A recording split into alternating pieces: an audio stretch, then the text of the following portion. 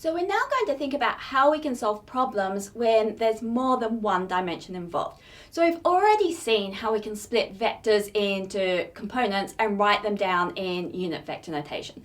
And we know that displacement, velocity, and acceleration are all vectors. So if we're given a problem where these are varying in more than one dimension, what we need to do is split them into components and then deal with each of those components separately. So probably the easiest way to explain what I mean by that is to show you an example. So let's do an example of such a problem now.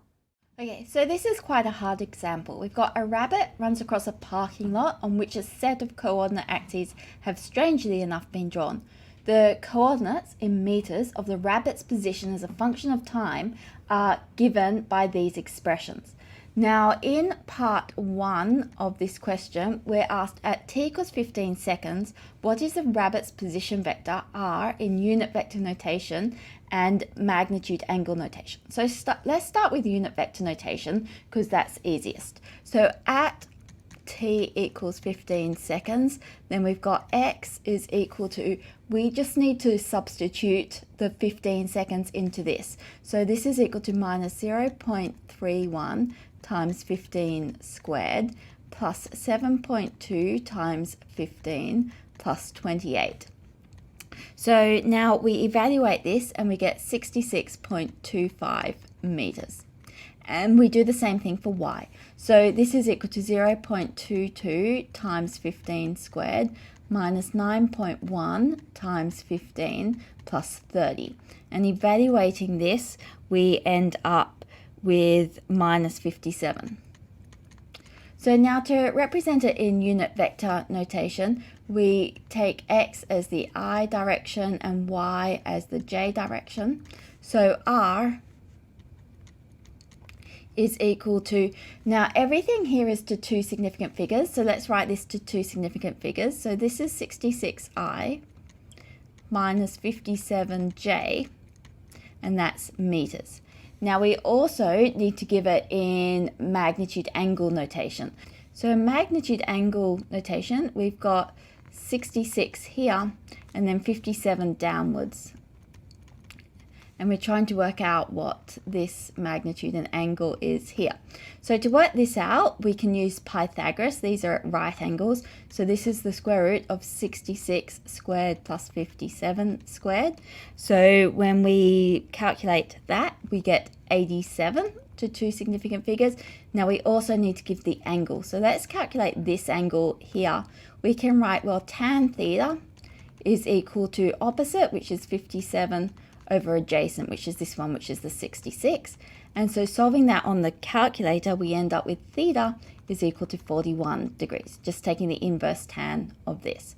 So we've got, this is 87 meters at 41 degrees below the positive x-axis. Is one way to describe that angle. Okay, part 2 then asks us what is the velocity at t equals 15 seconds. Okay, so the velocity in the x direction is dx dt, and so we want to differentiate this. So we've got 2 times minus 0.31, so that's minus 0.62 t plus 7.2. So we'll want to work out what this is at 15 seconds. So Vx at 15 seconds, we substitute in 15. So this is minus 0.62 times 15 plus 7.2. And so this is equal to minus 2.1 meters per second. And then we'll want to do the same thing for Vy. So Vy is equal to dy dt. We get the general expression just by differentiating this. So that's 0.22 times 2 gives us 0.44 t.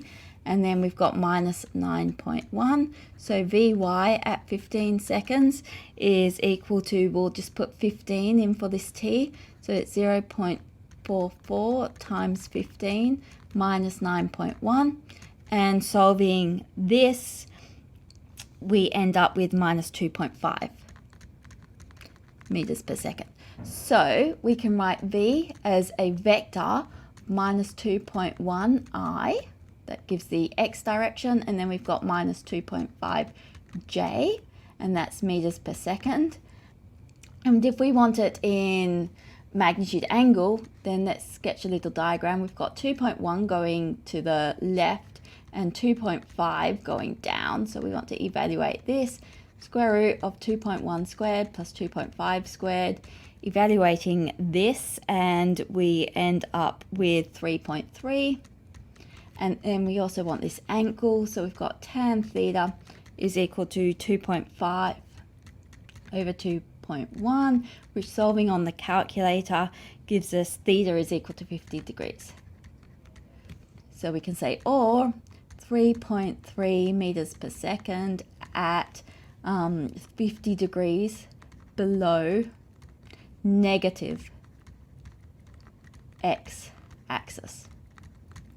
Okay, and then finally, part 3, we're asked what's the acceleration. So to get the acceleration in the x direction, this is dvx dt, we'll need to differentiate this, and we get minus 0.62, and we need to evaluate that at 15 seconds.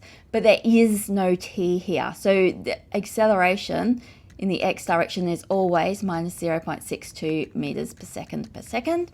And in the y direction, we're differentiating dvy dt, and that's equal to 0.44. And again, this is constant. There's no dependence on time. So ay is equal to 0.44.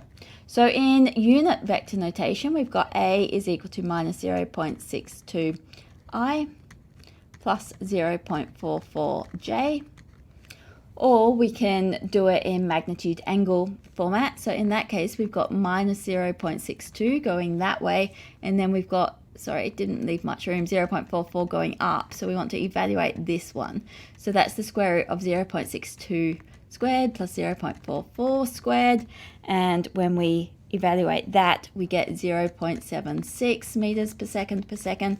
And then we need this angle. So we've got tan theta is equal to 0.44 over 0.62, which gives us theta is equal to 35 degrees above the negative x-axis. So in that case, you can see we solved for each of the dimensions completely independently. The x and y weren't dependent upon each other, so we just had to differentiate x twice to get the acceleration, and do the same thing to y.